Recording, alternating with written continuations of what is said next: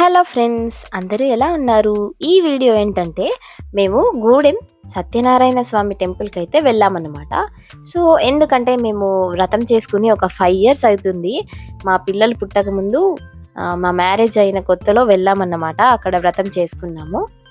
ఇక మేమైతే మార్నింగ్ 8కి అట్లా బస్ స్టేషన్కు అయితే చేరుకున్నాము. కొందరు సేవ చేసుకోవడానికి వెళ్తున్నారు దేవునికి. దాంతోపాటు ఇంటర్ విద్యార్థులు కూడా చాలామంది బస్ దిగారనమాట మేము వెళ్ళినప్పుడు. ఇంటర్ విద్యార్థులు పరీక్ష రాసే వాళ్ళందరికీ ఆల్ ది బెస్ట్. ఇక మా లక్కీ బాబు చూడండి, ఇలాగా స్పెట్స్ పట్టుకొని ఆడుకున్నాడు. పెట్టుకొని కూడా చూశాడు, కానీ అది షార్ట్ వీడియోలో వచ్చేసింది అనుకుంటా. ఇక తర్వాత ధర్మపురి దాటిన తర్వాత ఇదిగోండి రాయపట్నం బ్రిడ్జ్. ఇది చూస్తేనైతే భలే ఉంటుంది అసలు. ఎప్పుడైనా వెళ్ళి చూడండి. చాలా మంది ఇక్కడ ఫోటోషూట్స్ కూడా చేసుకుంటారు. ఇక మేమైతే గూడెం సత్యనారాయణ స్వామి టెంపుల్కి అయితే చేరుకున్నాము. చూడండి ఇలాగా ఉంటుంది ఎంట్రన్స్. దీంతో పాటు ఇంకొక గుడి కూడా ఉంది. నాకైతే అది ఏ గుడి అనేది నాకు క్లారిటీ లేదు, నేను వెళ్ళలేదు కాబట్టి.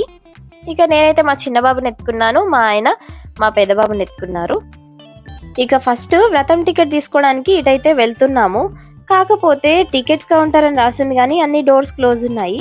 కరెక్ట్ మేము వ్రతం స్టార్ట్ చేసే టైంకే వచ్చామన్నమాట.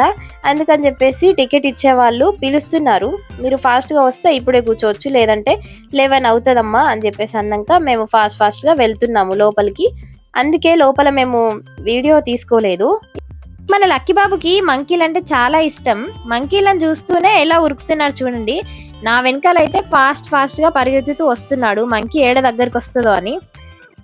ఇక్కడ కనిపిస్తున్న వాటర్ ట్యాంక్ ఉంది కదా, అక్కడ కాళ్ళు చేతులు కడుక్కుని మేమైతే లోపలికి వెళ్ళాము. ఇక పూజ అయితే స్టార్ట్ అయిపోయింది. ఇక్కడ కంపల్సరీ 9కి 11కి వ్రతం అయితే స్టార్ట్ చేస్తారనమాట. అంటే 2 బ్యాచెస్ ఉంటాయి. పౌర్ణమి రోజు మాత్రం చాలా మంది ఉంటారు. మేము పౌర్ణమి రోజు వెళ్ళలేం కాబట్టి తక్కువ మంది ఉన్నారు.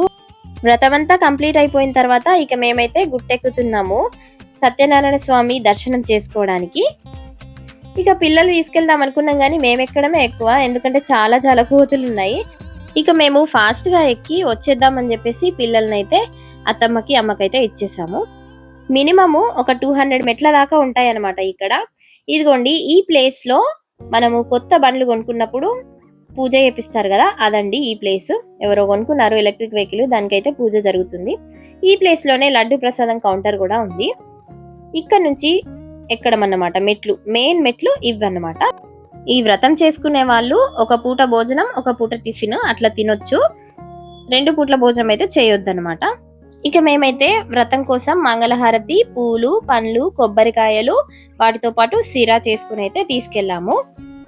కలశం చెంబు మరియు అభిషేకం చేయడానికి పెద్ద గిన్నె, స్పూను అలాంటివి కూడా తీసుకెళ్లాల్సి ఉంటుంది. పంచామృతాలతో సహా అన్ని వాళ్ళే సమకూరుస్తారు మిగతావి. ముందుగా మనకైతే హనుమాన్ గుడి ఉంటుంది. ఆ గుడి లోపలికి వెళ్ళి హనుమాన్ని దర్శనం చేసుకున్న తర్వాత మళ్ళీ మెట్లుంటాయి.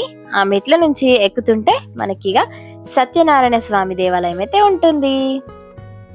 ఇక స్వామివారి దర్శనం తర్వాత కొబ్బరికాయలు కొట్టి ఇక తర్వాత నేను పైనకి తీసుకొచ్చిన గౌరమ్మ ఉంది కదా, దాన్ని చెంపలకి మరియు మంగళసూత్రంకి అయితే పూసుకున్నాను అనమాట.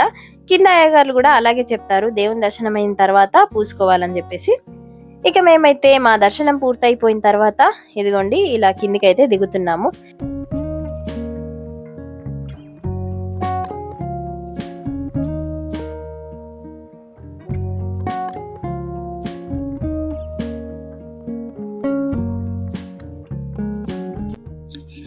స్టార్టింగ్ నేను వ్రత మండపం ఎలా ఉంటుంది అనేది చూపించలేను కదా, ఇదిగోండి ఇలా పెద్దగా ఉంటుంది.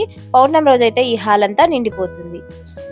ఇక మేము కిందికి దిగిన తర్వాత మా లక్కీ బాబు మమ్మల్ని చూసి నన్నెందుకు తీసుకెళ్లలేదని చెప్పేసి ఏడ్చాడు కొద్దిసేపు.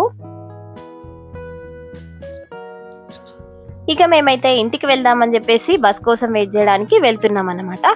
నా వీడియో నచ్చితే లైక్ చేసి సబ్స్క్రైబ్ చేయండి. Thank you very much for watching. Bye bye.